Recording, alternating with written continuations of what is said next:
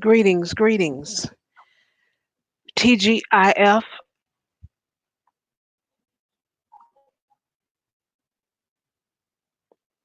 Hope everyone is a good weekend. I wouldn't worry too much about the bad luck about Friday the 13th because, hey, you are above ground and you're here. So look at it that way. Also, I was going to have a little bite to eat, but for whatever reason, my oven is not working properly. I didn't like that. And it was just repaired. That's the bad thing. Isn't that terrible?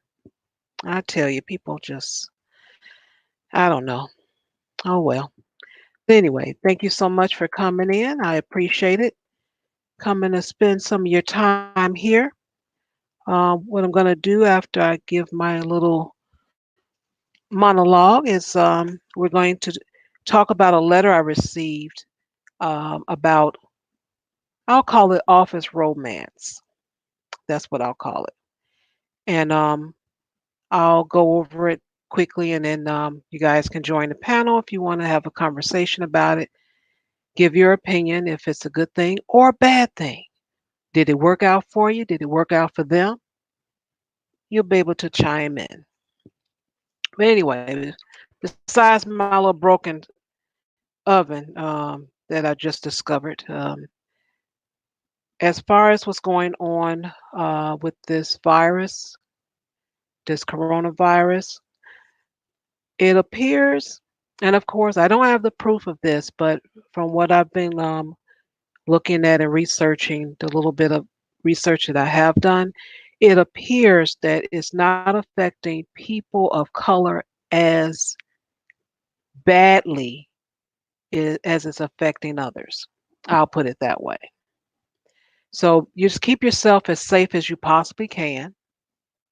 A lot of people are going to grocery stores and stocking up on a lot of things. If you just happen to need some of those things that are running out, like toilet paper, I'm hearing, and water, go get that. Go get you some dry items, rice and those type of things, beans, stuff you can boil and have a good meal. do what you need to do. Um, Stay as safe as you possibly can. That's all we can do. But as far as a big panic, try not to do that. It's not really going to work out for you anyway. If you're panicking, you got to have a level head and keep you and your family safe. All right. Let's see what else I wanted to mention. Well, not only is this virus being a big issue or thing that we are dealing with, because it is now globally, that's where what's going on with it now, but it is affecting people financially. And I'm talking about the stores, the markets, stock market, that is. And as far as with the stores or retailers, I keep getting a lot of emails from some of the same stores 5, 6, 7 times a day to remind me that they have a sale. And there's one place that I buy their items is Aveda. Not sure if you guys heard of it. Aveda. They have based hair products, and I really like those. Once I went natural, but for whatever reason, they just think I need to have 6 or 7 emails a day to tell me about a sale when the sale is about to end in a few hours. Don't forget the sale. Just in case you didn't know, don't forget the sale. And they just keep sending me that 6 or 7 times a day. And I've been thinking about unsubscribing just so I won't get all these darn emails.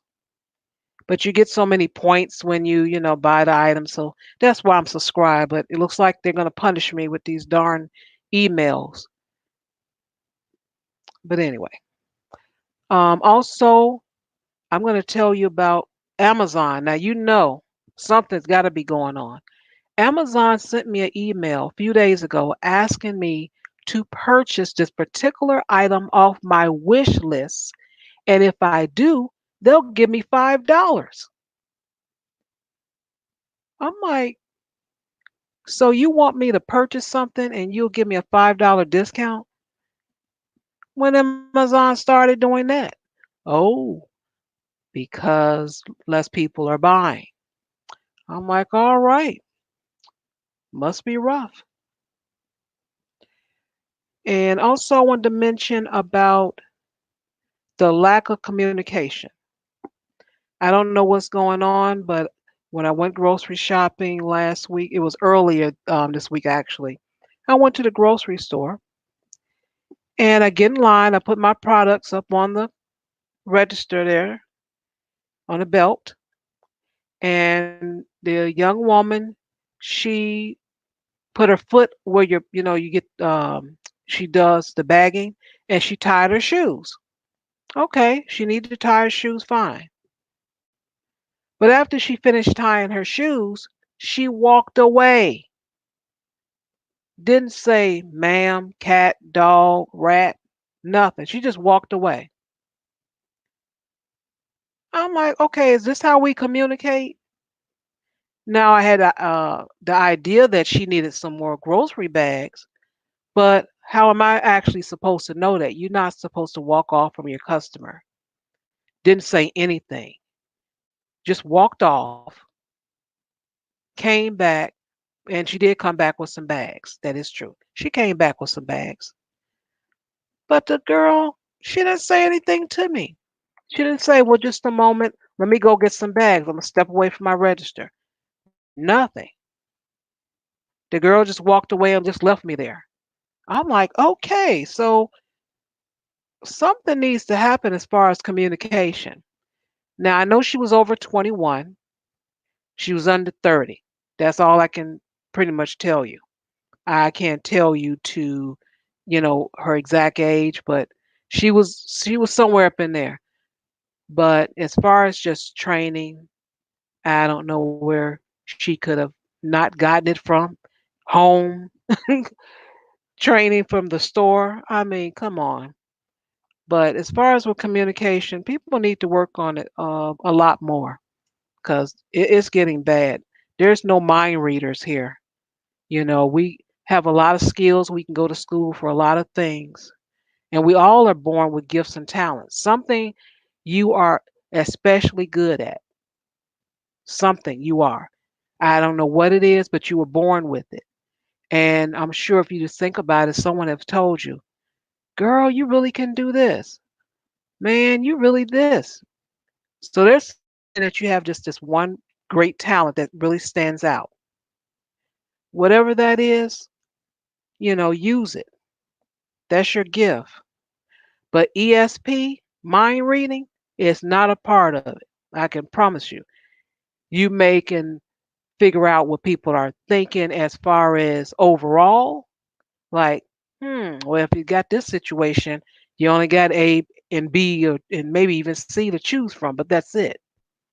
So, but mind reading, that's normally not a talent. So I do ask you guys do a little bit better when it comes down to communication. It'll do you good. All right. And also, as you see there on the screen, I do wish some of the folks out there happy birthday. We had a birthday yesterday, one today, and one tomorrow. So just want to wish you guys a happy birthday out there. I do, think about people and I know they appreciate it. So just to say happy birthday out there, you guys. Hope you have and having and will have a great birthday. All right. Now, as far as the letter that I was going to mention, let me see. I'm thinking, do I want to go ahead and show this? Well, I'll bring my special guest on because she just popped up. I just seen her. So I want to wish everyone. I want everyone to wish the classic, well, no, the classic Ruby to the panel. Everyone, give it up. Guys, you don't always have to give me a standing ovation. Come on. No, I'm kidding. Do it every time. Every time. I love it. Every time. Greetings, greetings. Greetings. Thank God it's Friday, as we say. All right. I'm looking forward to this one. I know you got some great stuff on the docket. Well, it's something because a lot of the articles are stacking up because I haven't been discussing them only Hmm. because of the kind of change in the programming. Right. And I just want to get people to know, hey, this is what I like to do. What this channel would be is actually discuss some of the letters that I get, and we can chime in and talk about them. But I'm going to Right. have to throw an article in there because, like I said, I'm backlog on them. And some, I just want to mention it because I just want to mention it. I just can't help myself. Fair enough. Fair enough. Yeah, some of them may be like a judge and jury, but this particular one, it's not. But Cool. I'm going to talk about it because I think, well, it could be one, but I'm not going to make it that. All right. This one is from, let me see, February 7th. Let me see what this sharing a screen because sometimes some of this Yahoo, yeah, that's what happened. Sometime the Yahoo stories they'll get stuck when you're trying to share them, show the screen, and commercials come up and all of that. And I think that's what this is about to do. It's giving me a 30-second ad. Of course it is. Rats. Yeah. No. It's always a good Well, at time to try least to sell you something you don't want. yeah, I just want the story. That's all. Give me the story. Well, damn, look at all these March babies. It just keeps going and going and going. Okay. Yeah, back to back to back. Right? So you have to think about, okay, so if you're born in March, that means you were conceived, what, June? So I guess June is a good time to conceive babies. So if y'all are looking, some of you are trying, you can't figure out when's the best, listen, just start in June, apparently. It's a really great time because look, it seems to be a really high hit rate. I don't think we ever get this many people born in like 1 month. Like this is like what, the sixth or seventh YouTube birthday so far this month. Yeah, It's crazy. possibly. Hmm. I can count about, yeah, just about. Yeah. And it's Right? just what going the second week. So, yeah. Hmm. And then I have, personally, on top of the YouTube ones, I have three personal ones that have already happened in March. So, and one coming up March 19th. It was an ex-boyfriend, long story. But yeah, March 19th. I still remember that because I thought it was cool that he had his birthday on March break. um because like for us, like that winter break is March break, and it's just literally in March. And the thing is that other than March break, between January and June, you don't really have any time off school. It's just this just long horrible stretch of school except March break. So if you are lucky enough to be born March break week, like that's amazing. You're the only person who gets to actually celebrate, do something fun. You know what I mean? So that's Right. why I still remember it. Exactly. This is true. Jealousy, envy. Yep. That's all it was. What? You mean to tell me that you are actually giving that information up? I know. What? I know. I got to tell you, man. Listen, if I don't share, who's going to let you know exactly when it is that some people are petty and envious for no good reason and over what? Right? It's got to be someone. It might as well be me. Well, I appreciate your honesty. Thank That's what you. I'm always looking for. Thank you. Honesty. Thank you. Hmm. Well, I am not able to find my letter, unfortunately. Not my letter, the article that I wanted to discuss, but I do have one that I'll bring up. And Okay. let's see what this conversation will go. Mm. Burger robot to replace fast food workers with a wage of $3 an hour. Wow. What, isn't that something? The new Yeah. robot can flip 150 burgers in an hour for $3 and it never goes home. Is that Damn. something? Yeah. You can't Mm, compete with that. not at all. Where is it? I wanted to show the picture of it. Oh, I thought this one had the picture of it. Guess I ain't look at this article in a while. I thought sure I know there was a picture. What happened to the picture? Anyway, they had because I remember it was an arm. Mm. Okay, well it's not here, so the heck with it. But anyway, really, what are you going to do with this? And that's something I did want to mention. How would that work? Now I remember a joke that someone said, and it was funny, but I don't see it not coming to pass. People are going to start dismantling these Hmm. things. All of a sudden, it's going to Yep. just be broken, constantly Can't figure needing out why. repair. Right. Hmm. You're And gonna you find a can't lot blame of them. water spills right over there, right? Just for some reason, the giant bucket, that mop bucket, is just gonna accidentally pour all over the machine, and now it's fried, it's busted, can't get it to work. I feel like people are gonna figure out how to dismantle them or kill them because I mean, that's for $3 an hour. How do you compete with that? You can't. Which means, uh, man, there's like, how many teenagers are never getting a first job now because the machine is taking their job from them? Oh my God, that's terrible. Yeah, that is terrible. And I don't know, maybe they changed it because the article it's a little old. Well, a little Mm. old to me because I've been holding on to it for a few weeks, but I swear it was a robotic arm sitting up there.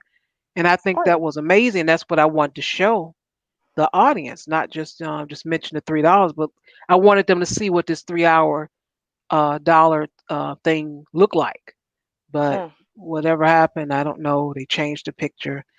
I guess they can do that. So, Oh. alrighty then. Because you know what? God doesn't want you praising the robotic arm, right? Because then these people who have decided to release this and put millions and millions of teenagers and some adults out of work indefinitely, it's like going to give them encouragement. Like, oh, see, people love it. They think it's cool. It'll be a coming attraction for our place. No, no, I refuse to support the robotic art. Okay, it's taking you've taken all of our assembly. Like, listen, it used to be people had factory work all over the place for things, right? Like, you think about, I've had my one of my parents worked at Chrysler putting together cars.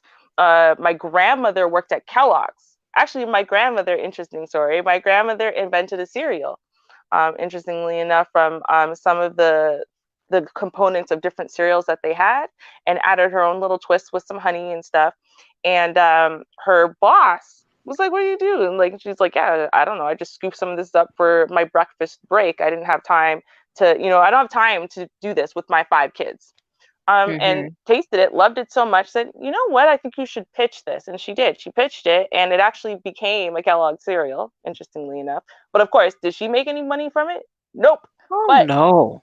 no, yeah, because she didn't, she was just honored they used it, right? Like, she didn't really think about it like, oh, this is a business thing, and hey, I could make millions and whatever. Because I guess the way they kind of phrased it was almost like, well, you've been stealing from us, but we'll overlook that because this is a good idea. And then, since she was using their cereal that she hadn't technically paid for, like, you know what I mean? One of those types of things. And it's like, it's her it's her recipe. She used this kind of stuff at home when she made it. And so I remember her actually making the cereal for me. And the way she makes it is Mm. so much better because it's not overly processed and whatever. But oh yeah, interesting story. But the point is, people used to work in factories. But what happened when they figure out how to automate it? Millions and millions of people are suddenly out of work because you can't compete. I can't take a job for $2 or $3 an hour. There's no point on working at that point, right? So then you put a whole bunch of people out of work, and it's not like the remaining people get paid more to compensate. Hey, well, now we can afford to give everyone else a boost. No, everyone still stays at minimum wage or whatever. So I don't know. It's like on one side I get excited because technology and AI and whatever. On the other side, I'm like, what are people going to do to live, and who's getting that $3? That's what I want to know. Like, can I buy a machine and put it in a McDonald's and then I earn the $3 an hour? Like, who gets the $3? Yeah, that's a good question. I put the article in the this thing there if you like it in the chat room, and they're stating that the arm sells up to go for up to $100,000. I'm sure it does, Wow. but Wow. Yeah. Well, hey, for at $3, if you have an extra 100 grand, I guess buy one, and then you can earn $3 an hour for the rest of your life somewhere. I don't know. yeah, they're going to go down in cost. They are saying that, but I just think this is really weird, and you still need someone to tell or program it, which is telling it what to do. Do not Mm. add the cheese, put on the cheese, extra squirt of ketchup, no mustard, whatever. You're going to have to program it. And that's how that's going to go. Mm, okay. But I would assume what they would do, right? I mean, and this is just thinking about, and I'm sorry if I'm adding to the, everyone losing jobs, but Uh-huh. what they would do is the programming itself would come from the cash register. So, because that's what you do as the cash person, you put in all of that stuff, right? It prints out a receipt, so and a human picks that up and reads it. What I would assume would happen instead is, and this, you can't change your order once it's done, FYI, because as soon as they press send in cash received, that's the order that gets sent to the machine. So then the machine would automatically get that input from the cashier. So I'm guessing the only person they would really need is someone to bag all that stuff. Actually, they might even have someone to bag it too. And then it goes down like one of those little conveyor belt things and ends up back at the front for the cashier. Like, I can really honestly see this. entirely taking away everyone except for basically the cashiers. Hmm. And man, I got nothing because the cashiers can stop for 2 seconds and go run refill the machine of things that it needs. Like there's not really there wouldn't be a need for like three-quarters of the employees anymore. Wow. Hmm. See, that's a lot of unemployed people. Yeah, that is. Because the thing is, it's not going to be completely, and you can't just have just complete machinery running something, but it can and it will lessen the amount of staff that you would need. That's unfortunate. Um, so sometimes convenience isn't all that convenient if it will affect the world this way. Well, Well, my question is, mhm. you said that like in well in your opinion that you couldn't have the machine basically like you would need someone there. What in what capacity would you think that you would need an additional human being there other than the cashiers?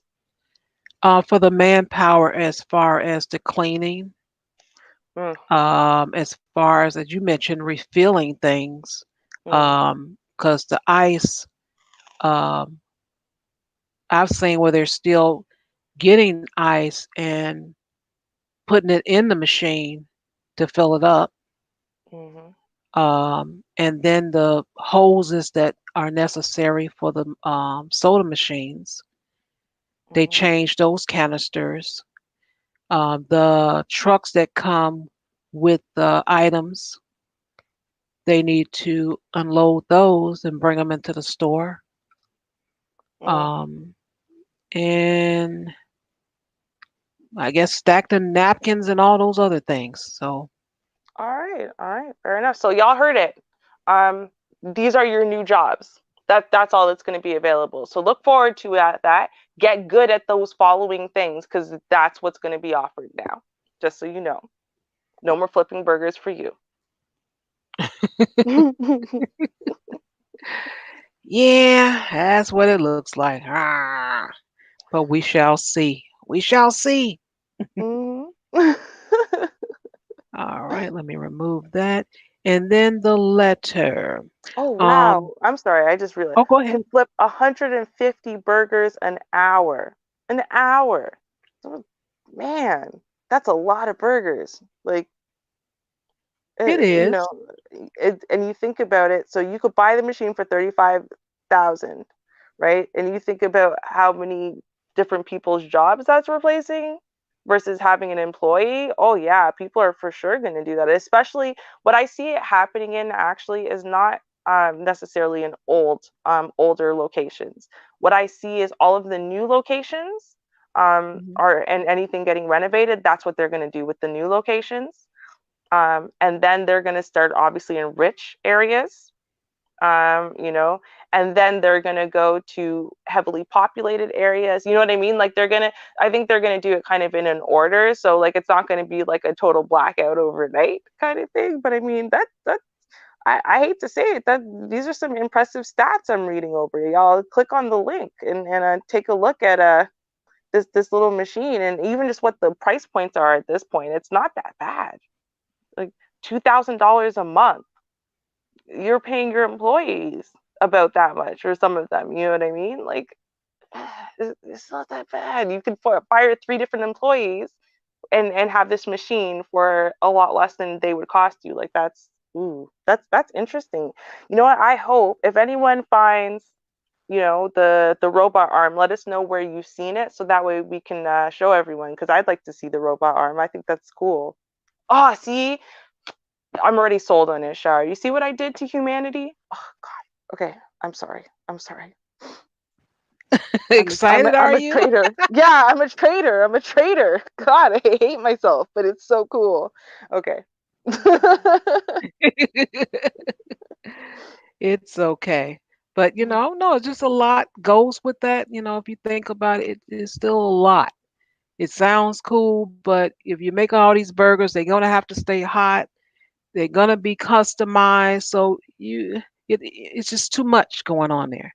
They're gonna just sit there. They're gonna be hot. You're gonna flip them. You made them, put them to the side. Um, Mm, this machine just not gonna do it all. You're still gonna need some manpower in the end. So right. You that's know that. what? I am tasking myself because I'm seeing some cool stuff here.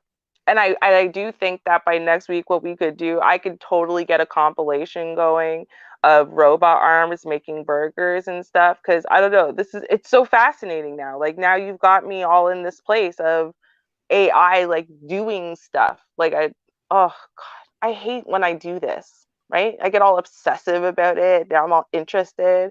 Okay, no, let's just move on. Where were you going with things, Char? Get my mind off of the stupid robot arm so I can move on. Let's go. That's funny. Do it again. Well, what I'll do is I have no sound on here, but I am showing a commercial for GSRN Radio. It's online.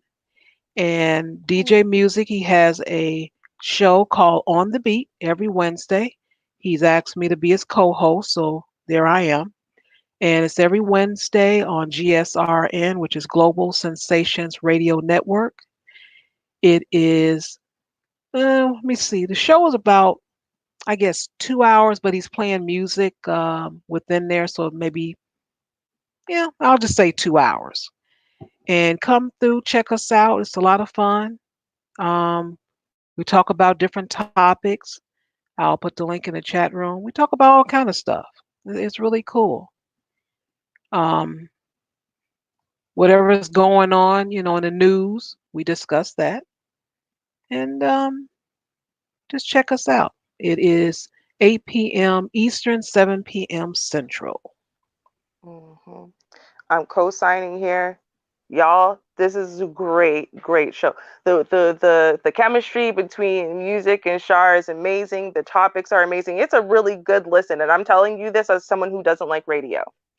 I don't. I'm being real. I've never been a person who can sit and listen to radio, especially when, the music comes in. And I don't know. I've never been one of those radio people, but I actually really like the show. So this is an endorsement. I'm not just saying that. No one paid me.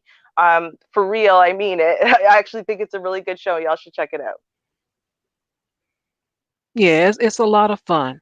I really enjoyed you. It's an interactive chat room. So it's not that you're just listening technically to the show. You actually can interact. You actually can interact. And DJ Music actually is in the chat room, everyone.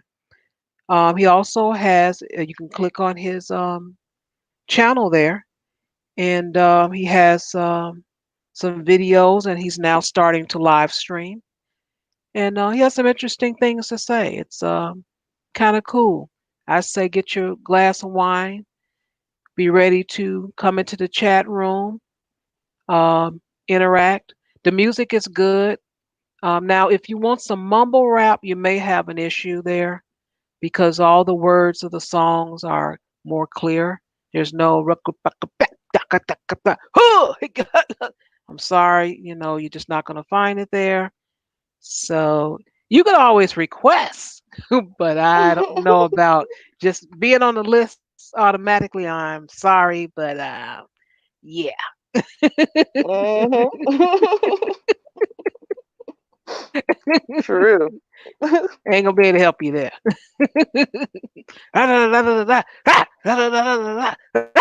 Yeah, no, no. No, There's none of no. that foolishness. And you know what's cool? What I like that music does, and he's very good at getting a song that is a good song, but it's also apropos. Like it's not just some random good song. It's like wherever the discussion has gone, he'll just pull a song out, and you're like, oh. And first you remember you love the song, and then you're like, oh, we are talking about that. So it's a cool thing to kind of like you feel like the music is cohesive with the discussion, and it gets you sometimes it's amping you up for the next segment. Sometimes it's just it's going really well with the segment. So all in all, I'm gonna say, and that's like on I'll be real with you, I like my music and my discussion separate, right? And that's Hmm. normally how it is for me. And yes, the chat room definitely helps because y'all know I like to run my mouth in any context. But what I love is that because he integrates everything, and it flows so well. Then I feel like, I don't feel like the music is interrupting, and I have to shift gears to get into music, and then shift gears to get into the discussion again, because it all just kind of, it all flows together, and it seems like the music is part of the discussion. So it's really, really well done. Y'all are doing a really amazing job, for sure, for real. I really love it. Really appreciate that. And, I'm going to have to agree to that because I don't like musicals. I did not know I didn't like musicals. Someone had to actually tell me because I actually would, you know, um, it'll be a musical going on, whether I went live. All I know, I just was irritated. I'm like, oh, Lord. Here we go with the darn. Just come on with the act. And I didn't know. I just did not know till someone just said, "Hey, you, Char, you don't like musicals." I'm like, I don't. Oh, I really don't. And I should have known in my 20s because that's when I started going to different plays and stuff. And at that time, I think what's his name? Madia was new to was doing plays on the road, so that was brand new. And soon as they start singing, I just my whole mood would change. I'm like, I don't care about none of that. Just get on with the play. And like I said, I really didn't realize that. I just didn't like musicals. And for you to say that how it blended well, I'm like, I just thought about that. That's true because you're having the conversations. He's pulling different articles and stuff that's going on in the world or whatever, talking about what affects us as a people. And Mhm. then he plays a song, but I didn't even look at it like that because it blends in to what we're talking about. And I'm like, Right. yeah. Mhm. Mhm. Yep. No, I feel you on that one. yeah, so thanks for pointing that out because that is so true. And no, I didn't like Little Shop of Horrors. The only thing I liked was Feed Me Seymour. That's the only thing I remember I Mhm. liked. That's it. I ain't like the rest of it. You know what? I gotta say, man, I loved Little Shop of Horrors when I was a kid. Loved it. Like when I was really young. I don't think it was a movie for small children, like 4 and 5 year olds. Um, but for me, I loved it because I think it was the giant talking, abrasive plant. Like I think that was what did it for me as a kid. I was like, this is hilarious, and he's trying to eat everybody. Ha! Like that's all I remember. You're right. That's what I remember is the plant. Um, and I don't really remember the rest of the plot line. I just remember this plotting evil plant. Lulling everyone in like I'm so sweet and lovely and come closer so I can eat you. You know what I mean? Like I remember that, and I thought it was hilarious as a kid. Like hilarious. I should have been scared, but no, funny. Yeah. Yeah. So Mhm. with that, I'll go on ahead with the letter I received. And the Ooh. letter that I am discussing, I put in a description. So let me go and so that way, think I did. Uh-oh. How did I Mm. get over there? Hit something. Let me see. I thought I put in description. Yeah, I see you described it. Um, a letter received from a woman that slept with a coworker once and she didn't like the aftermath. Um, Okay, so I didn't put it in there. But it's on my channel. I would have to go get it. And I am in there, so let me go find it. And the name of the letter was, let me see, was it 2 words? So that helps me. 2 words. Had something to do with drinking. Uh, yeah, that's it. when your titles are too clever even for you, right? And you're like, "Ugh, what is this one?" It was Happy Hour. That's the name of it. Happy Hour. And what and what ended up happening? The young lady they went drinking after work, I know it was a weekday, and so it was her and some coworkers. They having a good time, happy hour, and all of that. Got a little tipsy. She had a loft. She didn't live far from the job, so she figured, hey y'all, let's go to my place and crash. And she chose this guy that she liked. It was a guy, of course, and this lady that was, I guess, cool, other coworker. And but she ended up sleeping with the guy. Um, and he didn't want to. Originally, he said, he didn't think it was a good idea, but she, messed with him, whatever. It did happen, and after that, he stopped um, giving her eye contact at work. He avoided her, and she had an issue with it because she said he was cool, she liked him and all, and she was feeling uncomfortable.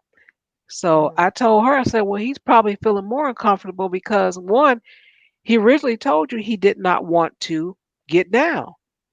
I don't know mhm, what you did, but you all did do it. You mhm, did the do, and he ended up feeling uncomfortable about it. And with all this stuff going on nowadays, accusation can get you to lose your job. So I just told her, I said, I don't blame that man for avoiding you because he don't know what you're gonna do.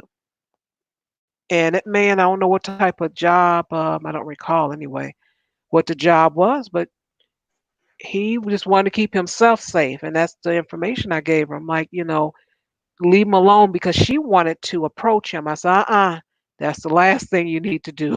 Do not, if he doesn't want to talk to you, he doesn't want to talk to you. You approaching him is not going to make things smooth over any better, nothing like that. So just stay away from him. And that's the advice I gave her. okay, okay.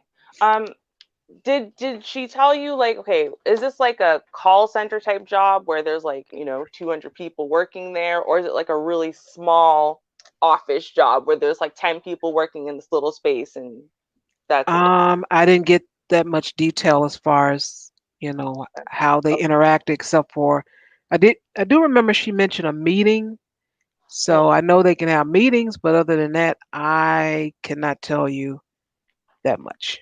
Okay, okay. Did she tell you what her like intention was? Like, as in, does she want to clear the air? Like, as in, hey, bro, don't worry about it. We're cool. Like, yeah, that happened.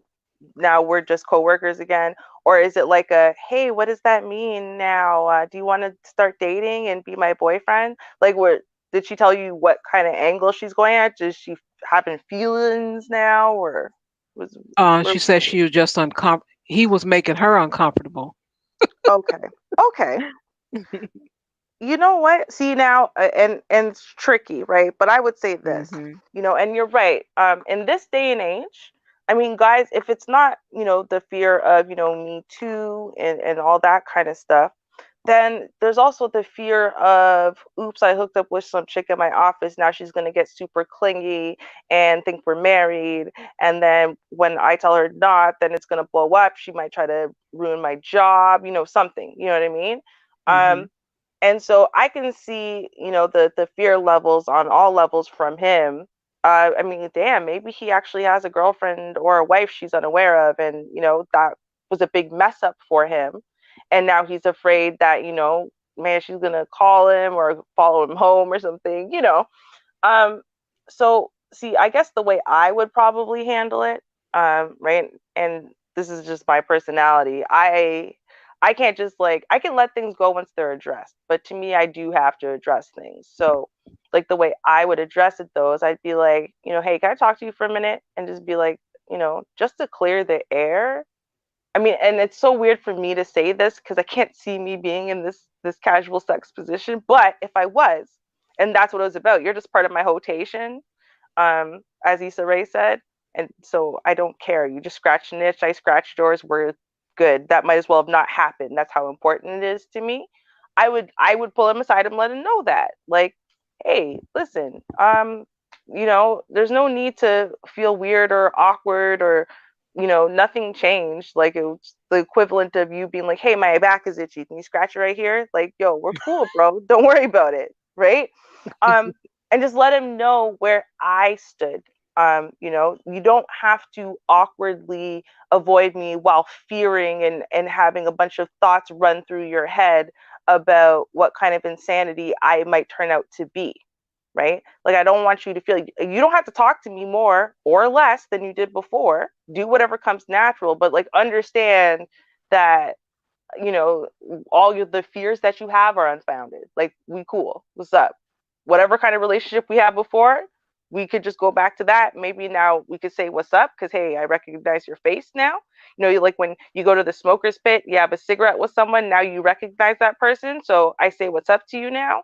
It's about that serious for me. Like, I would guess I would let him know, because I know the position that he's in versus the position I'm in.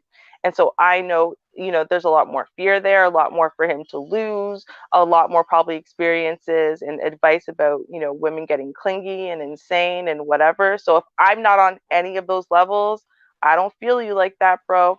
You were great though. I'm not trying to say, your D was whack or whatever. Like, no, we were cool. We're cool. It was good. It's done. Like, just chill out. Um, so that's what I do. I would just kind of give him that. I wouldn't need him to sit there and try to figure out his response. Like, bro, don't worry. I don't need a response from you. Like, I'm seriously that good. Don't worry. We're cool. You do you, I'll do me. See me, you say what's up, I'll say what's up. Don't worry, I won't think it's a marriage proposal. We're chill. Yeah. So that's where I would go with it, I guess. But I guess it also depends on, I mean, that's my personality though, right? Like, I have, you know, I maybe I don't give off the most girly girl vibes or the most flirtatious kind of, vibes. So I would just literally be addressing it like exactly how I said it now. There would be no cuteness in it. There would be no flirtation in it. It'd be like, yo, what's up? Come here, come into the corner. Let's talk for a second. Don't worry about it. We cool. We cool. You cool? I'm cool. Don't worry about it. You know what I mean? I would kind of try to do that, like let you know. It's and I wouldn't be rude, you know. I wouldn't Hmm. be dismissive and roll my eyes or put any of that stupidness on to try to convince you I'm not into you. Like, I would just, just real like how I'm talking to you right now with the exact same kind of chill and attitude and whatever. Just let you know we're cool. It's fine.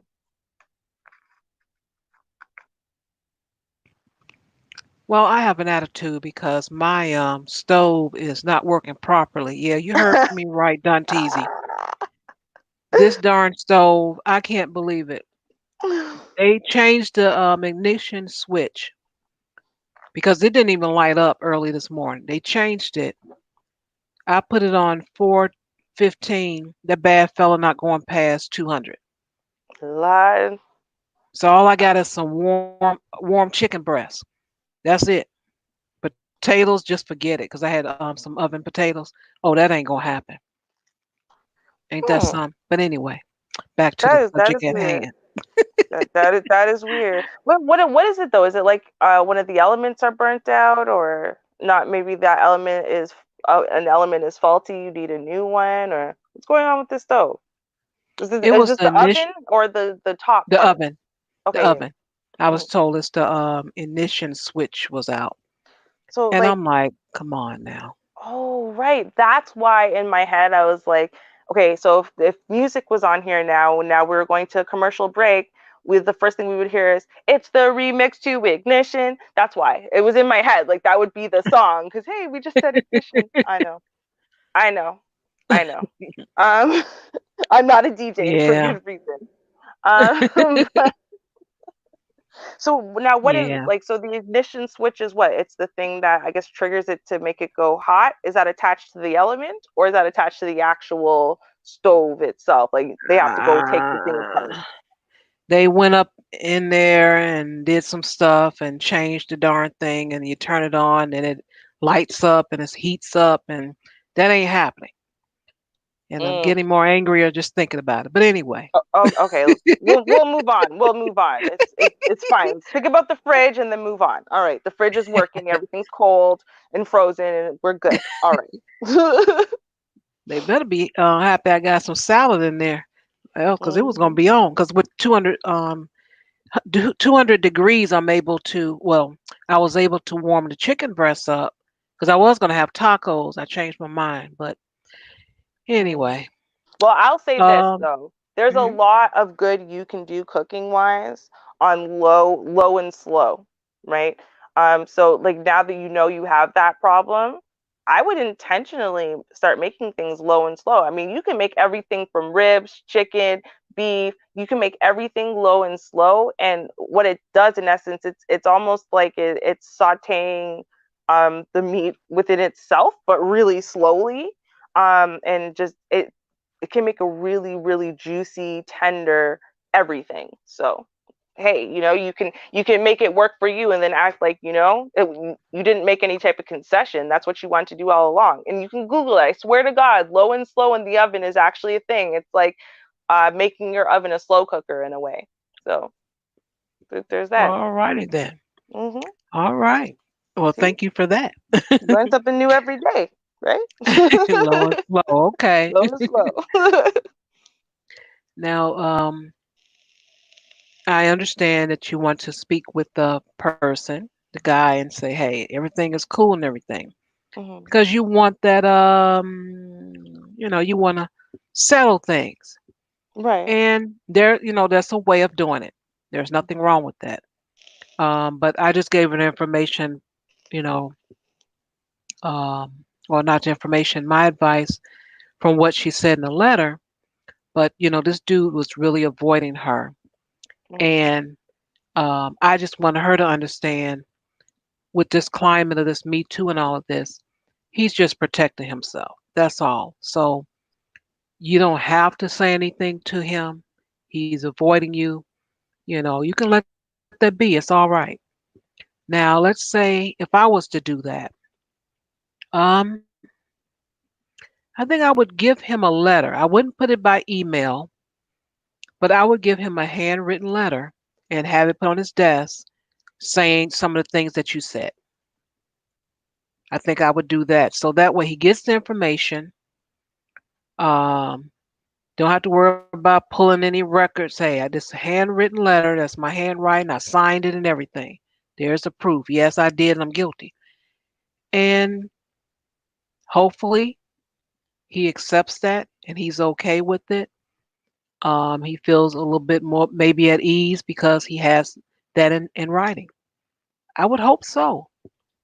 True. That's all I True. could do. So that's something I probably would do if I was in that situation. If I just had to have said something to him. Right. I mean, I guess that's the thing is, we all know that that avoidance is a fear of something. But I guess, you really have to, you would have to know exactly what is he fearful of to know for sure the best way of addressing it. And the thing is, yeah, sure. I mean, you could just not talk to him at all. You could. But the thing is, he's going to walk around forever in fear when you don't talk to him. Now, and I think that, again, if his fear is one of those Me Too fears, I mean, come on, let's look at, what's going on in the news.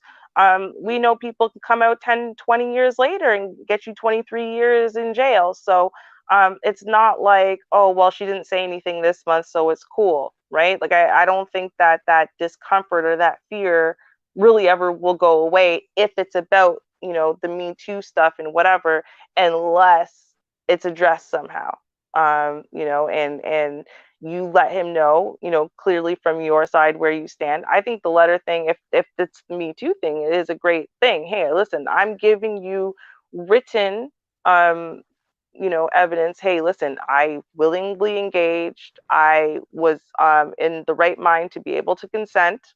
I did not take that as any type of sign of anything other than, hey, this is going to be a great one night stand. And you treated me really respectfully, really cool. It was a great time. Thanks for that. Mhm. And then that way, hey, we cover all the bases. And if he's scared, not of the Me Too movement, but maybe of, some psycho stalker type attachment, then hopefully, the line in there where you say, listen, I looked at this as a one night stand. I still look at it as a one night stand. We cool on that level. Also having that in there will address that. And then yeah, there you go. I mean, I would still verbally talk to him. I would hand it to him. I'd be like, here, I would say everything I said originally. and be like, and here's your evidence in case you real scared, and because it's easy to say words. Here is some evidence, right? And then done. That's great. I would date it, and everything. You got the date, you got the time, wherewithal. I don't know. We're gonna get a witness for this. I don't know, but I'm just saying. I want you to understand that I am no threat to you, and I'm not going to be. So you literally can just relax. And then if we are ever at a place where we're cool, I'll tell you, don't do this again, though. Right? I can't say Hmm. every woman's like me. Don't do this again, just in case. Just don't be an idiot. You know, anyone Yeah. else, anyone And but she your did. coworkers. And she Mm-hmm. did, seduce him. He said he didn't think it was a good idea, Mm-hmm. and she went on to mess with him and get him going. And a lot of guys, especially if they're aroused, they're not going to say no, or they'll be saying no while you bouncing up and down on Yeah, they'll be like, "Yeah, no, this is a terrible plan. We really shouldn't be doing this. All right, you want to stop? No, no, no, no, no. Right? Like, they'll walk away from that. them. Like, you sure you don't want me to stop? Cause I'll stop. Yeah, right.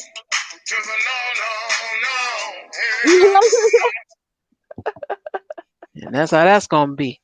Yeah, it's true. Like, and that's the problem. I mean, with men, all of their blood drains from one brain, heads right to the other, and then that's it. They're hopeless at that point. Like, they know this is a terrible plan. They know it's going to ruin their whole lives, but once they get past that point, there's a point of like no return.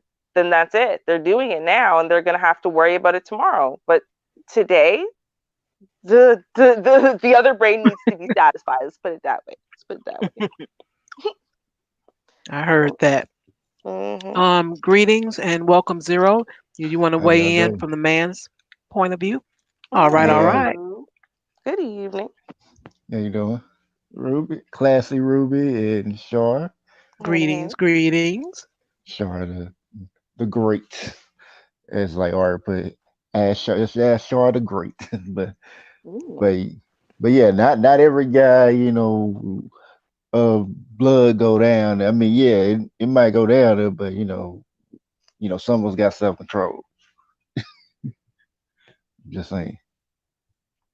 Uh, but Mm. but yeah, like as far as like Hmm. relationships, like I told Char about this, but I remember like it was like this coworker had at work. He's like trying to be cool with everybody, and I guess like he's like a little too comfortable with the women, and I guess like they were complaining to the boss about it. Talk to him about it, and I guess they talked to him about it a couple more times, and I guess like to the point like where if he says something out the way, it's like you're gonna lose that job. Hmm. So I mean, like I try to tell him like pretty much all the brothers around him try to tell him like, yeah, you need to chill out. You know, you especially with white women because that's mainly the women that are just there for the most part. Mm. So I was like, yeah, I say you say something, they gonna take it the wrong way. And I was telling them like, yeah, you got, so they got like a Me Too movement and all that, and they quick to to get rid of somebody. But I mean, fortunately for him, this job kind of give him another chance because he wasn't like blatantly out doing it, but it's just like it ain't looking good because it's coming. You're trying. I mean, and I get what he's trying to do. He was trying to be friendly with folks, but you just came off as too friendly. Even Yeah. though I done told him, yeah, yeah. Even though I done told him that you should feel out people before you start saying certain stuff because everybody ain't gonna be that comfortable with you right off the jump. Yeah. And it's not always a good thing. I mean, I've known people that have met their husbands and boyfriends at work, there are some good stories and there are some bad stories. And again, I put the link in the chat room. Anyone wants to join the conversation and share whether it's your story or not. Also, ask that you guys support the channel. Um, and your support is used for things that we're going to be doing, which is have a guest that is a professional and they'll be able to answer questions and hopefully improve your life. So Mm. that is something I wanted to say during this time. Thank you so much for your support. Like, All share, and right. subscribe. Now back to your regular schedule program. And back to the regular scheduled program. Yeah, yeah. Oh yeah, I've also had like an experience. It was like a long time ago. I think it was like probably like over 10 years ago. And I remember I was at work and there was like it was like this female. She was cool, and at first I wasn't too sure, but I thought she was being friendly. But then as time went on, I seen that she really was feeling me. And when she came and asked me, like want to date or something like that, and I was like, nah. And I turned it down, like even though I didn't want to, but it was like I heard too many stories about relationships going bad at work and how they could turn out if it does go bad. Hmm. So like for the sake of the job, I told her like, yeah, like long we working together. I said, yeah, that ain't gonna happen. Yeah, you have to look at that person every day if it doesn't work out. Yeah, And I've seen that.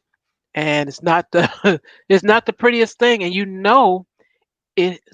something went on. At first you might not have been sure, but when you see yeah, that attitude, oh boy. Oh, that's more than just work related right there.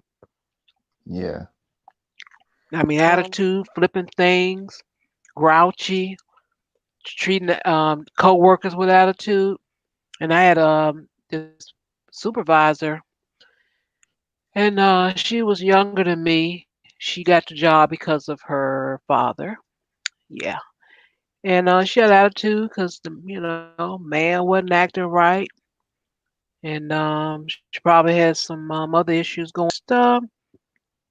Roll her eyes at you, try to talk to you any kind of way. I'm like, okay, young lady, there's only so much that people are going to accept. And the complaints came in, and then she would try to get better, because they tapped her on the shoulder, and eventually they end up getting rid of her because those emotions and playing around and angry because she couldn't have a man.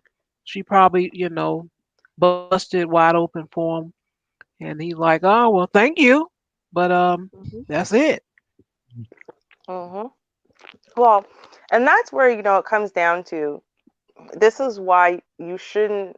I mean, this is why I think hookup culture is stupid. But let's take that away and let's say you're going to engage in it because you're fine with it. You think you can handle it, whether you can or not. The point is, understand that whether or not you think you can handle a quick hookup, whether or not you think that it won't affect your ability to work in the future, remember that regardless of what the person you're speaking to says, you have no real idea how they'll be able to handle it. Or, for some people, which, is unfortunate for you if you're really good at what you do, right? You give them a really powerful orgasm, and they're flooded with so many of those feel good hormones and stuff, including oxytocin, the bonding hormone, right? And it was a good time. That bonding hormone flooding all over you, that's the same bonding hormone that happens in love.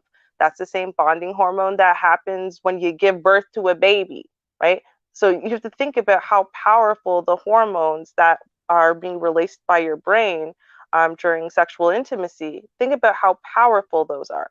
So even if you do have great intentions, even if you've hooked up with lots of people and they've hooked up with lots of people, even at work, and y'all have all been cool, remember that you can have that one-off situation with someone where, hey, listen, y'all hit on all cylinders, and one of you had that massive, powerful experience in flooding, the other one doesn't, and now what? Now you're stuck, being flooded with those feelings and frustrated and feeling used and feeling all kinds of negative feelings you weren't expecting to feel. And then, it's going to show in the way that you're talking, not just to that person, but to everyone. It's going to show in how distracted you are at work. God knows what else could actually happen, all because of, emotions. So it's just better for you to say, listen, it doesn't matter one way or the other. If I work with this person, there's literally zero way that I should be, knocking boots with them in any way. It doesn't matter what base it is. Just leave all the bases alone. You stay right there on the you On stay the right there on bench. the batters mound, right? You don't even move. Yeah, stay on the bench. You don't even get up to go walk to the mound. No, no. I mean, and that's the thing. Like, you hear of work wives and work husbands, and people doing flirtation as communication and whatever. And I think that there's a healthy boundary to that, right? Where a little bit of it's okay, because it just makes work suck a little less. All right, cool. But I'd say definitely, if you're crossing lines into physically touching one another, um in any way other than a handshake or a daps kind of thing, you're going a little far for work. Yeah, because Hmm. a lot of people don't think they're people. You're people. It doesn't matter if you're an executive, whatever your title is, if you have an office or not, if you have employees or not. You're still a Hmm. person. You still got Right. all those hormones, all those things going on. You're Hmm. just got a suit on, tie, or whatever you have, and their title. And Exactly. you mess around, well, you can be in trouble. Hmm. And I've Yep. known people that have met their spouse, and what they end up having to do, they have to change shifts. They couldn't work on the same shift together because it Exactly. started becoming a problem. Hmm. And then after they separated and stopped becoming the big problem, they end up still seeing each other. And a little bit later, they end up getting married. Now Hmm. they're married. Now they're like, okay, somebody need to leave this job. Right. And then one left, and then eventually the other one left to find something else, bigger and brighter things. But um, I've seen it, and right now, from the people I know of, it didn't work out as far as them continuing to be on that same job together. Right. They brought the attitude to work. It Hmm. showed in your work. Right. And, like, Mm. I'll say, just in general, right? Like, let's say you are already in a relationship with someone.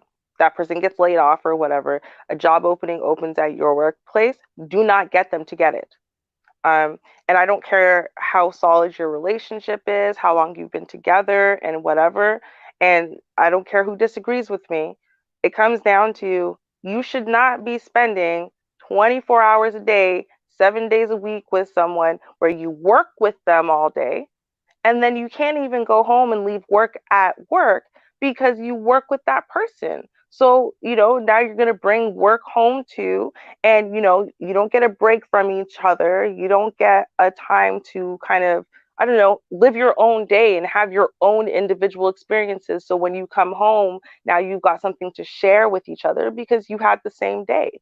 And then on top of that, of course, again, the work husband, work wife thing, and harmless flirtations, dropping a couple words here and there, that can be taken, really in the worst kind of ways, even when it's totally innocent, especially if you're already having a frustrating day and blah blah blah blah blah. And it's just like, I think that it really creates a negative environment in a relationship, and you should not work together. I just really honestly believe that.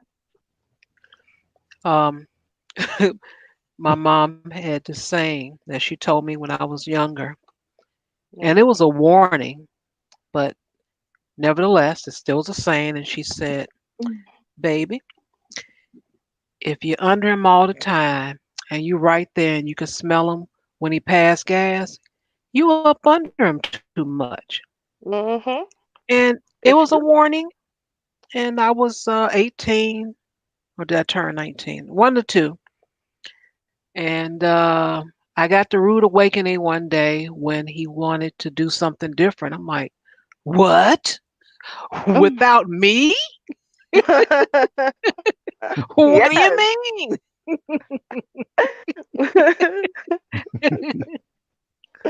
Yep. So, yeah, Yep.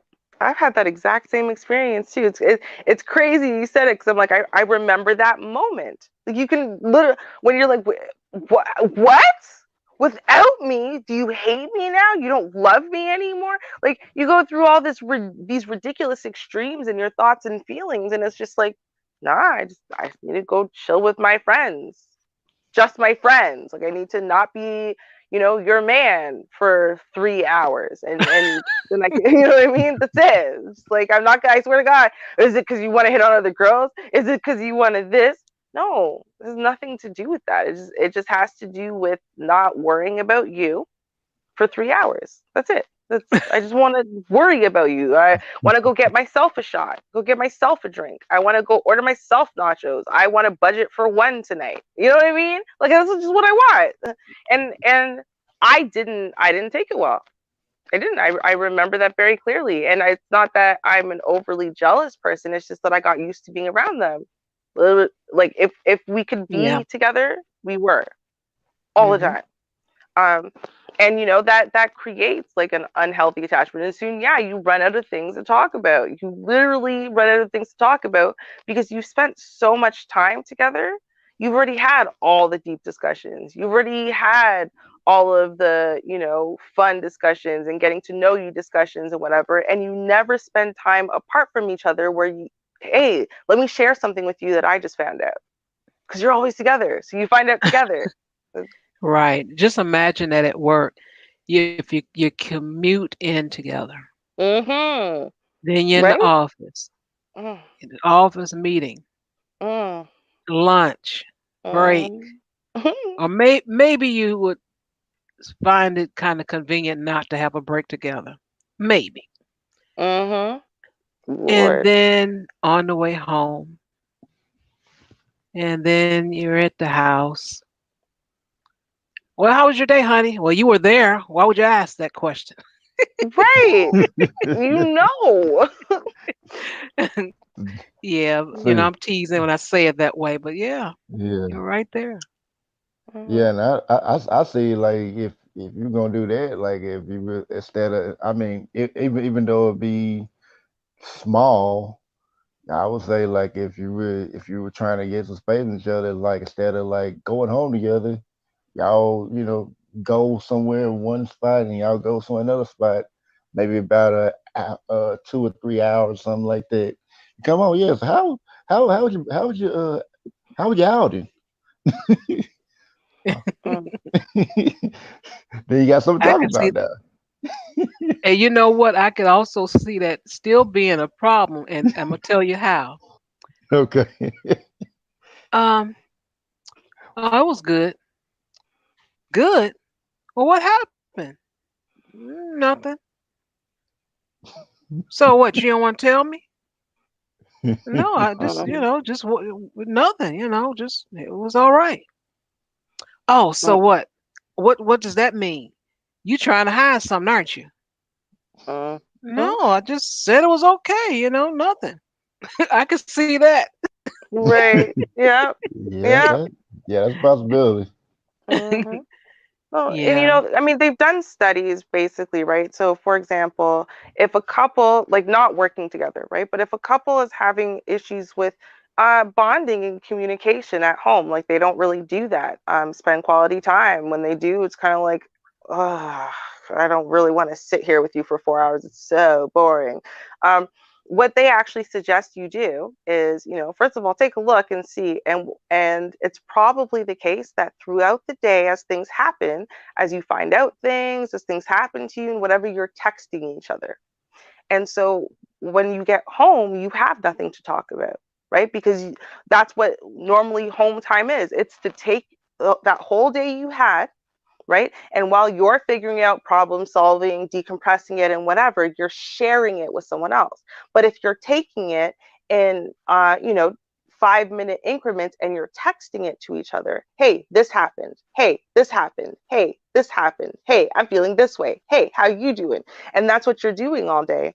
Then what ends up happening is you've already covered the story. You've gotten kind of like, like once you say something, you vented it all out already. So the fire's not there anymore. And it's like when someone asks you in 10 minutes, you're like, I don't really care to talk about it anymore. I already talked about it. Like, I'm good.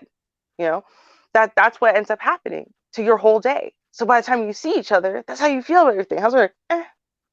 Oh yeah, you had that fight with so and so. How did that go? Yeah, it went right. And then you're not trying to be like, like, oh, I don't want to tell you anything. It's just you already mentioned it, but you couldn't really go into it. But you just go, I'm so pissed off. She's such a bitch. Da da da. Tell you more later. XOXO love you. But now you vented it out already, right? So now and this is what they suggest. They suggest you do is do not text each other during the day. Don't at all.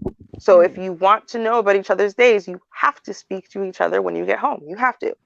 Um, and this does two things. First of all, is so the saying, absence makes the heart grow fonder. Um, Now, obviously, the saying is meant for like long periods of time, but it still works the same way here. What it does is it forces you to do two things. Number one is you're going to remember that all these things happen, right? So these important things happen, and it's going to create an eagerness within you for you to share it with your significant other, right? So it's like you'll be like, oh my God, I can't wait till I can tell him.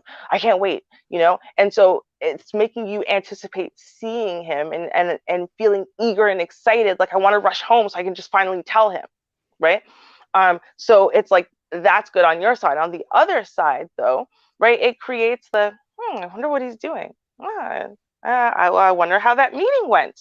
I wonder how, you know what I mean? And so it Uh-huh. also, you now have an anticipation because you're wondering how these things went, because all you can do all day is sit and wonder, right? All you can do is sit all day and plan what you're going to say. And I wonder what his face is going to look like when he finds out I got that promotion and whatever, right? So it's creating positive thoughts and feelings and connections all day long. And it's also, the absence making the heart grow fonder throughout the day. So by the time you finally get to talk to each other, that's what it feels like. It's like, finally, I can tell you now. Okay, do you want to go first? Because I really want to go first.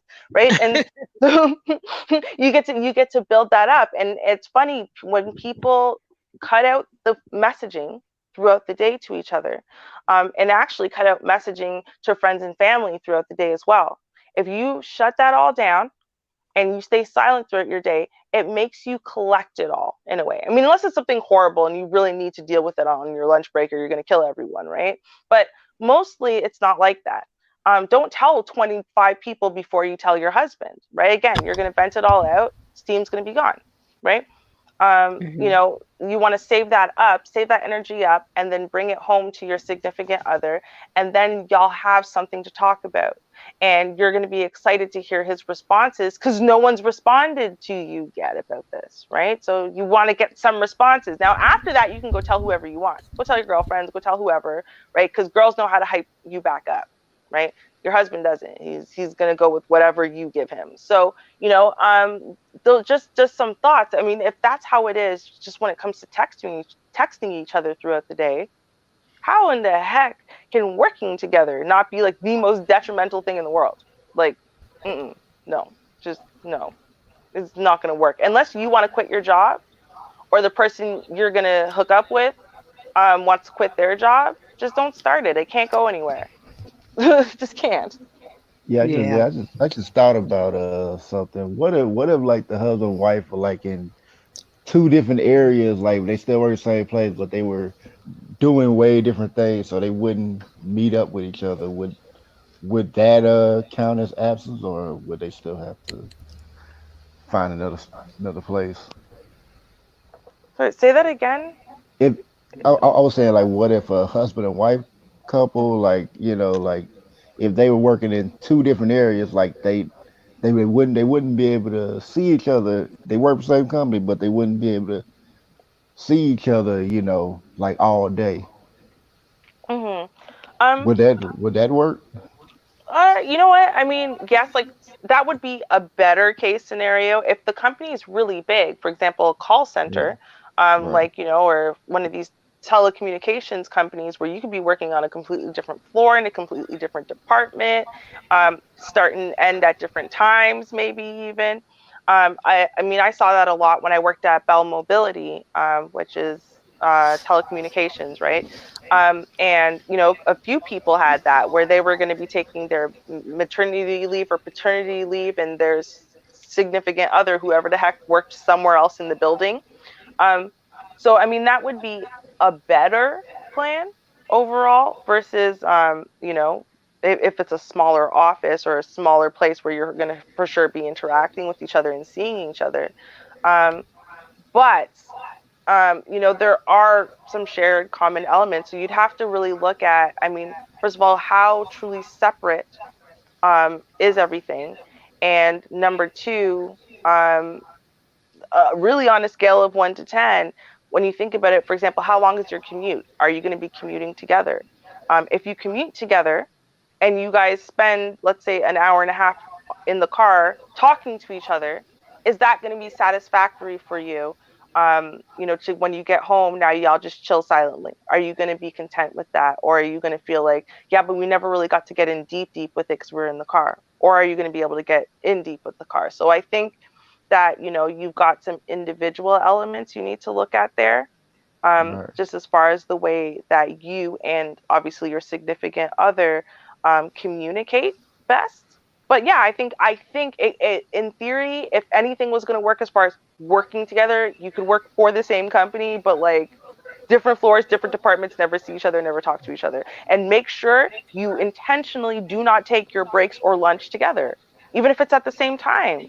Interact with the people you work with and not with your significant other. Okay. Hmm. I don't know. And Hopefully that welcome made sense. and welcome to the panel. We have music in the house. Oh, I had to come in for a minute there, and I got to give you folks a horror story about that. You're absolutely right. I'm telling you, folks, listen. I thought at one point in time the best thing that I found was a woman that I worked with. We got into this relationship. We dated, and we moved in together, and we worked at the same place. So it got to be the point that her issue. I had to be to work at 7:30. She had to be to work at 7:30. So we got up at the same time. We rode to work together. She worked on one floor and I worked on the other floor. But that business of taking breaks separately. What time is your break? I go to break at 11:35. Okay, I'll see you outside. What time is your lunch? I go to lunch at noon. Okay, I'll see you outside. After a while, after about 6 months of that, to be quite honest with you folks, I went and found me another job. No ma'am. Mm-mm. I got to explain everything, every conversation I have. Who was that guest that you was talking to, and what was she talking about? No, Mm, Good, mm. no, good thing I sir, got my no, no. flashlight. Good thing I got No, my no, flashlight. believe me, it's that offers romance is good if you have that separate thing about you. But going to work, getting off, riding home, and being around that same person 24 hours a day, what do you think eventually gonna happen? Somebody gonna get mad, and that's the worst place to be with a mad woman. Is trapped in a car. You can't get out. That's That the is best true. place to be. How you mean? Because they can't get out, so you got to deal If with it now. for you women, that's the best Right. place. But for a man, oh Lord, she driving 55. If she slow down to 35, I might can roll out and still survive. Tuck and roll, baby. Tuck and roll. He's like, I got you now. Damn right. She'll But put a anyway, child lock on the door. child support law. You can't go anywhere. I got you. Hmm. Damn right. But I just wanted to share that with you folks. Just jump in real quick. Like I mean, some office romance they do work. I find for the most part, if you're around somebody 24 hours a day at home and at work, It, and man, sooner or later you're gonna want it. You want to get away for a little while. Look, it's not that I don't care about you. It's not that I don't love you. I know this might be an earth shattering thing to you, but I do need to get away. I need to breathe. Give me 50 feet, woman. Back up. Hmm. You know what? And I mean, Crew made a good point here too. He said, I don't even like working the same job as my friends, right? Especially if they come by and kick it after. I mean, and you think about that, it can be too much to not like I had friends that I worked with, but they were my work friends, right? Like you have work friends and you have home friends, and the two don't mix. And I do think, and that's the thing, it's like you get to this place where you're like oversaturated with the person. And no good can come of being oversaturated with a human. There's just none. I mean, you watch like if you watch a situation where people suddenly get trapped, like say on vacation, right? Okay, so it's gonna be so great. We're gonna be on vacation. If you go somewhere, let's say out to some resort or something like that, you think to yourself, well, it's just going to be great, right? They're going to have so much fun and whatever. But what ends up happening is that's when you start seeing people clash, right? And they say it's actually a really good test for marriage compatibility, going on vacation with someone. Because then you see like how well do you guys compromise, and how much do you really like this person when you literally have spent 4 days straight by their side, and you can't do anything separately. You have to do everything together. You have to agree on everything. You have to deal with the other person when they had to compromise and not do what they wanted because it's what you wanted, and vice versa. You see how they react when they're the one who won the compromise, and so on and so forth. And I mean, it can be a really good test when you are kind of pressure cooked like that, but you don't want your whole life to be a pressure cooker. Like you Pressure don't. cooker. Yeah, Mm-hmm. yeah. Ruby, what are work friends? I've never heard that concept. Really? Okay. And to be clear, last time I worked, I used to smoke. Um, and so, for example, one of the requirements of my work friends is they have to be smokers because all of my breaks and honestly my whole lunch too, I spent at the smokers pit wherever they cast us smokers to, and we're allowed to legally smoke there. That's where I spent my time, was in the smokers pit. So my friends have to be smokers because that's where I'm going to want to be, and that's where they're going to want to be too. And when I want to go outside when it's minus 40, your friends who are just willing to stand there and watch you smoke are not willing to go outside in minus 40 to watch you smoke. So one of the requirements was they had to be smokers. And so, when we'll be like, hey, you want to take your break now so we can go for a smoke? Yeah, sure. Okay, hey, what time are you going on lunch? Okay, let's meet at smokers at this time. All right, cool. So that's, I enjoy your company. We like to talk and joke and, share whatever together. Obviously we have the smoking thing in common. There are people who I will enjoy, hey, right after work, you guys want to slip out to this bar or to this food place or whatever to go enjoy this thing right after work? Yeah, sure. Sometimes we're all in the mood to do that. So they're people I enjoy, obviously, but I met them at work, and basically they only stay connected to work. Like, I'm not thinking about them on a Saturday. Hey, let me call them to hang out and do XYZ thing because they're my work friends. Those are the people that I have a relationship with at work for work purposes. They don't know my deep innermost secrets and thoughts. You know what I mean? They're not the people I call and cry when my relationships go bad or whatever. They're the people that are there to help make the day suck less every day. That's it. That's what work friends are. Huh? I've never had that. That seems like a foreign concept to me. Oh, really? Hmm. I, But I I mean, don't know. I just assumed everyone had work friends well, I Uh, versus mean, real friends. People do I think, except for Zero, but everyone else yeah, has. Everyone else. I think I don't like most people enough to really consider, having work friends. Just like you're just here. Mhm. Shame, That's just just, shame. Well, well, and that's why to me at least work friends are so important because I don't like people. And the thing is, I think the most of humanity is something negative or another. So it's very important to me. Like, I'm not good to go and just hang out and just talk to anyone who's there. I'm really not, which is why for me it's good to have work friends. I've got my few people that I can tolerate you, and you're good enough at least. So that way I don't have to go on break by myself and get cornered by some person I don't like, or be standing there by myself just staring at the wall, wishing eternity would end and I could go home. Right? Like, I need some people who are just entertaining enough to pass my day. Right? But I mean, let's see, I had work friends, I had real friends, and I had the bar folk. Right? Bar folk, as in FOLK. So now bar folk, I didn't even call them friends. You know why? Because I didn't have their numbers, and they didn't have mine. But I did lots of things with them. You would see, I have pictures, dozens and dozens of pictures with these people because I used to go to the bar all the time. But I don't know your number. So I'm going to know, I know you show up at the bar every day like I do. So I know where to find you every day, just like you know where to find me. So I'm going to show up at the bar, and eventually you'll show up too. We can make a plan from there. And I did lots of things with these people, lots of things. I spent all nights into the mornings with these people sometimes, and I still don't know any of their phone numbers. Most of them I didn't have on any type of Facebook or anything like that. They were the people I drank with at this bar. That's it. You don't get invited to birthday parties unless the birthday party's at the bar. Um, you don't get invited to weddings or whatever. You're there because when I'm drinking, I like you. Now, I And might not like you at all when I'm sober, but when I'm drinking, I like you, and therefore you're part of my bar folk. Yep. and where everybody knows your name. Exactly. Yeah, right? Like, Yeah, yeah, no yeah. one ever called Norm. No one called Norm. They just know he's coming by eventually. Just wait for him to show up, right? Yeah. Right.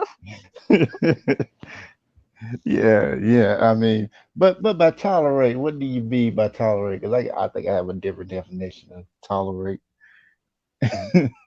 um, let's see. So I don't have to necessarily like you, or connect deeply with you, or have a real affinity with you for you to be a work friend or bar folk for me. Um, you are somebody that, I mean, I'm gonna be me. So if I think all your jokes are not funny, I don't laugh. I'm not going to be polite that way, but you can handle that without sitting there getting whiny and annoying or demanding or whatever. And you're good enough. Like, so you can just be there. I'll be me. You'll tell your annoying jokes. I'll tell you you're being freaking annoying, only with the curse word. Um, and whatever, or just stand there staring, and you'll be there. And all right, I'll let you be there, and we're cool. I won't give you, the look of death. I won't walk away from you or whatever, because you're tolerable. I can tolerate you. Oh, so what do you mean by tolerate? Well, I mean, similar, except I do actually give them the look of death, and I do actually walk away from them, and sometimes I actually tell them about themselves, and they get the feelings hurt, and I don't care, and Well, and yeah, no, and I hear that, but I'm like that in general. yeah, Like, if you are, see, if you're part of one of these categories for me, it's because I don't have to put on my work mask or my public mask, which honestly doesn't work very well right, anyway. I have almost zero filter. And apparently I can give people at, various companies anxiety just from speaking to them, like the way I'm speaking to you now. I guess it's yeah, just what I'm saying they don't like as much, and I think it makes them afraid of me. I don't know, it's weird. So people who just, they're okay. Like, I can just be me, and I don't have to worry that I'm going to scare you or offend you, or something, by me just being me, because I'm gonna be me, and I'm really bad at trying to withdraw parts of myself to make you feel better. If that makes yeah, sense. yeah, yeah. I never get it. I mean, I know definitely some of my coworkers are are scared of me, but they respect Mm. me. Okay, Boy, okay. boy, boy. I tell you. Hmm. but like friends, I actually care about what they say. But it's like since they're not friends, just I'm it's like I'm not gonna care unless it affects me in some kind of way. But other than that, mm, Oh, hold on a second. Shame. I gotta ask. I know she said BRB, but I gotta know when she said mask. Um, did she mean like a metaphorical mask or like a literal one? Like, I think about it metaphorical. I think she Yeah, forgot. I yeah. think, She pretended, she got that face, like the work face you mentioned. yeah. See, now I'm thinking initially though. You know why I was thinking like a real mask? I was actually thinking like one of those surgical masks that covers you from like the bottom of your eyes down. And I was thinking about that because of the pandemic, right? So like going out today, and it's like so many people are wearing those masks, like they just think somehow breathing the air everywhere there's pandemic and they're gonna catch it. So I think that that's what I was thinking. Like she's just like, yo, I just put on this mask. You can't see if I'm smiling, if I'm frowning at you. You can't see nothing, and you can't see me silently mouthing like I hope you die or something, right? So you just put on that mask, the literal one on your face, so that way people can't see how unimpressed you are with their existence. That's how I thought about it. But uh, obviously the other way makes more sense. I get it. I just yeah, Right. It's a yeah, yeah, conversation. right. that same pandemic, like same pandemic that people are buying stuff in Walmart, and then I guess they're supposed to be, taking home. I don't know what's gonna happen if they don't need all that stuff. I guess they're gonna be broke at the next pay period. Mm, Mhm. could be. Yep. Yep. That is true. That is true. Um, it makes me wonder now, though, when we're talking about all these different definitions. See, you notice I was like, I Hmm. have these different definitions of people who I interact with regularly. Um, and if you notice, I'm not calling, oh, these are all my friends. I have friends at work and I have friends here and I have friends that, like, even when I use the word, I qualify it, work friend. A work friend is not a true friend. They're a work friend. There's a function to it, and limits to it. And I think in this day and age, especially when you're starting to get to the younger generations, the young millennials, Generation Z, I think you're starting to get to people who don't understand what a friend is. And so they use the word friend too lightly, or too easily, and they apply it to too many people that aren't really friends. And so, um, and I think this it kind of explains why it is that we don't have real connections going on these days. It's because people don't know what a friend is, or even how to. If you don't know what it is, you definitely don't know how to get one, like a real one. Right. Yeah, I would agree. Hmm. Well, what I'm going to do, I'm going to shut this down. All right. Mm. We have no more people want to participate in this conversation. So Mm, we're going to end it right here. all right. Okay then. And Okay. there you go. Well, well, Dang. alrighty then. Yeah. Char is spoken. Hmm. I have a quick So, question for you though, because uh-huh. just a quick question. It's off topic, but since we're here, I just want to know. So here, literally, officially today, they have stated, like, literally, they have put, I guess, Ontario at least, probably all of Canada, in like a state of pandemic. Like, it's since I guess they made the pandemic, the worldwide pandemic, official. Is that what it is? So I wanted to know, like, where y'all are at. Did they do that today as well? Like, is it officially like a worldwide pandemic and they put everyone on notice, and so everyone's running out of stuff like toilet paper and water in stores and stuff like that? Or is it just us? I'm just wondering. It's Uh, certain areas. Everyone is mm, reacting in their own yeah. way. Yeah. Okay. Yeah. Yeah. Yeah. Definitely. Yeah. Definitely. Stores are having a lot of stuff being bought out, like Walmart. Because I think I went to Walmart yesterday, and I went to look at the water bottles. All the cases of water gone. Everybody got their baskets. I was like, there's a Hmm. huge line going on. It's like, oh man, it's like these people are losing their Yeah. minds. Yeah, no, I was wondering because, like, literally, so I have a friend who just had a baby less than 2 months ago, and her husband and the older kid that they have left. They're in Jamaica right now. Traveling's great, so who knows if they'll be allowed to be back because right now they've banned any form of non-essential travel. But he actually had to travel back to Jamaica because his father died, so he had to go to the funeral, and she couldn't travel because the baby's too young. Yeah. So she's here by herself, but she ran out of toilet paper. Literally out. So she's like, all right, you know what? I got no choice. I gotta go try to look for toilet paper. And every store she went to like 6, 7 different stores. They literally have no toilet paper. None. So I'm thinking, okay, she must have went to really small stores or something. There's no way everywhere's out of toilet paper. So, today now I had to go to my family doctor. So, on the way to the doctor, while I was inside of the doctor's office and on our way back, my mom was running into various stores, big chains, little places, whatever, looking for toilet paper, right? Because we're feeling bad for this poor woman with her newborn who has literally zero toilet paper. Um, and you know what? Could not find one roll of toilet paper anywhere. Like we gave her a roll, right? We have some toilet paper, so we gave her a roll. Now I'm thinking, man, maybe that was unwise. Maybe I need to stock that up, right? Like, why would I share that?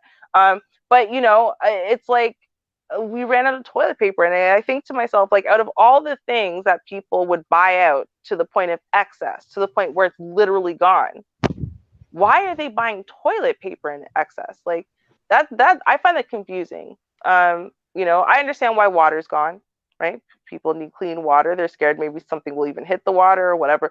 Water's always one of the first things to go. Makes sense, right? But why toilet paper? Like how well, why are people scared of running out of toilet paper and stocking up on it to the point where every store in two different cities is out, two different cities so far, and I've seen actual news reports of it too. Why are we running out of toilet paper? Like, what is it about toilet paper? I think it might be that herd mentality. It was like, yeah, prep all this kind of stuff. So they, I guess maybe toilet paper was on that list of people telling them like, hey, you need to stock up on toilet paper. And like, oh, we need to stock up on it. Okay, and out of fear, they just bought it. Didn't even think like, well, do we need this much toilet paper?